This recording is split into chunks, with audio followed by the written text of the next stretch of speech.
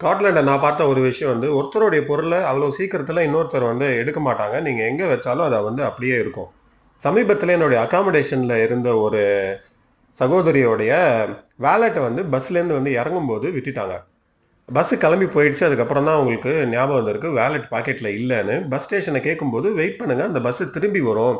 அப்ப பார்த்துக்கலான்னு சொல்லும்போது, அந்த பஸ் திரும்பி எடின்பரா போயிட்டு, அங்கேருந்து திரும்பி ஸ்டெர்லிங் வரதுக்கு ஒரு 3 மணி நேரம் கிட்ட ஆயிடுச்சு. நானும் அவங்களும் வெயிட் பண்ணியிருந்தோம். வெயிட் பண்ணி ஒரு பஸ்ஸா பார்த்துட்டே இருந்தோம். அவங்க கிட்ட இதுவா? இதுவான்னு கேட்டேன். இல்லண்ணா இது இல்ல.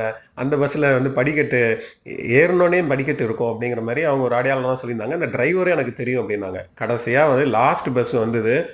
லாஸ்ட் பஸ்ல போய் டிரைவர் பார்த்தோனே, இவரு தான் அப்படின்னு சொன்னாங்க. சரி போய் டிரைவர்ட்ட கேட்டோனே, அவங்க கேட்டாங்க. அந்த பர்ஸ் கலர் என்ன? எங்க விட்டீங்கன்னு கேட்டோனே, குட் நியூஸ் அந்த பர்ஸ வந்து நாங்க பஸ் ஸ்டேஷன்ல குடுத்துட்டோம். உங்களுக்கு வரும்னு சொன்னாங்க. இவங்க பஸ் ஸ்டேஷன்ல கான்டாக்ட் பண்ணும்போது, நாங்க கொரியர் அனுப்பட்டுமா? நீங்க பே பண்ணி வாங்கிக்கணும்னாங்க. கடைசியில இவங்களே ஒருத்தவங்கள அனுப்பி அந்த பர்ஸ வாங்கிட்டாங்க. இவங்களுக்கு கிடைச்சிடுச்சு.